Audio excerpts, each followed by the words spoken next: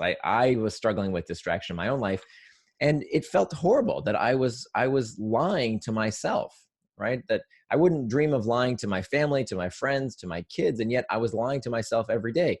I would say I would go exercise, and I didn't. I would say I would eat right, but I wouldn't. I would say I would get to work on that task I've been procrastinating on, and yet I'd delay for yet another day.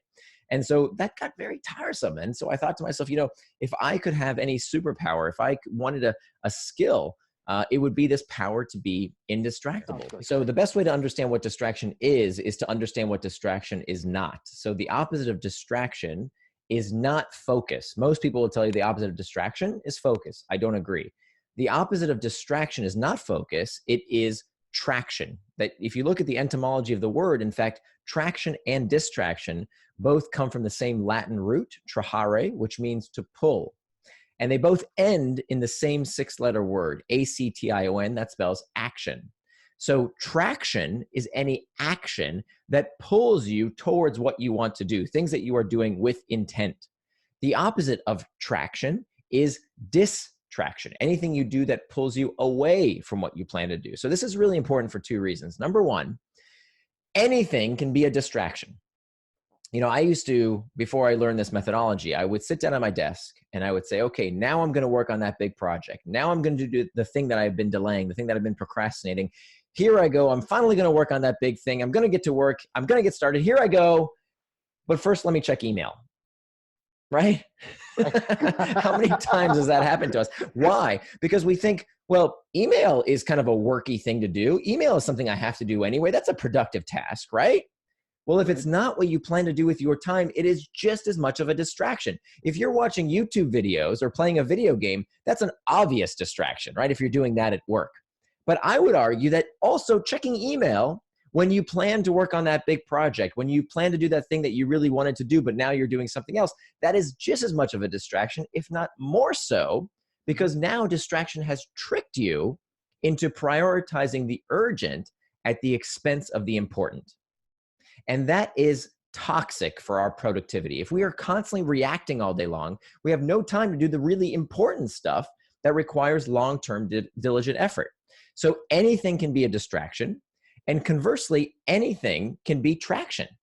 So I argue that we should stop this silly moral hierarchy of, oh, some technologies are bad for you, right? That playing video games is somehow evil, or using social media is rotting your brain. Ridiculous, right? There's nothing wrong with it. There's nothing morally superior to watching cricket over playing a video game. It's all entertainment. It's all pastime, and there's nothing wrong with it, as long as you do it on your schedule according to your values, not based on someone else's schedule and someone else's values. So as long as you plan time for it in your day, there's nothing wrong with any of these technologies. It's when we use them for the wrong reasons. Why do we get distracted? We have to go a layer deeper to ask ourselves, why do we do anything? What is the seat of human motivation? Now, most people, if you ask them what drives us, what motivates people, they'll tell you some version of carrots and sticks, that it's all about the pursuit of pleasure and the avoidance of pain. This is called Freud's pleasure principle. Unfortunately, it's not true. It's not how it works. That neurologically in the brain, the reason we do everything is not because of the pursuit of pleasure and the avoidance of pain. Everything we do for one reason. And that one reason is to avoid discomfort. It's pain all the way down. Everything we do, even the pursuit of pleasurable sensations, wanting, craving, desire, lusting. There's a reason we say love hurts, because neurologically, that is exactly what is happening in the brain. In fact, in the brain, there are 2 neural circuits. One is called the liking system. One is called the wanting system, 2 separate circuits. The liking system encodes memories of pleasure so that the wanting system goads us with discomfort to get us to go get that pleasurable sensation, because the brain doesn't do what feels good. The brain does what felt good. And so the way the brain gets us to act is by helping us escape discomfort. For example, think about this physiologically. If you go outside and it's cold, you put on a coat because being cold doesn't feel comfortable. If you go back inside, now it's too hot, you take your coat off. If you're hungry, you feel hunger pangs, so you eat. And if you eat too much, oh, now you feel stuffed. That doesn't feel good. You stop eating. Right. This is called the homeostatic response. And so this Right. is how we regulate our bodies. And it turns out the same exact thing holds true for our psychological sensations. So when you're feeling lonely, you check Facebook or WhatsApp. When you're uncertain, you Google. When you're feeling bored, you check sports scores, the news, Reddit, Pinterest, doesn't matter. You use these products and services to make you feel better. And so that's why this is so important, because if we agree that all human behavior is prompted by a desire to escape discomfort, what this means, therefore, is that time management is pain management. It doesn't matter what kind of life hacks or gurus techniques you might use to help you be more productive. Fundamentally, if we don't deal with this fact that the reason we get distracted, the reason we do everything is to escape discomfort and learn tools to deal with that discomfort in a healthier manner, we will always get distracted by something. In the book, there's a 4-part model. So the first step is to master the internal triggers. That's where we start.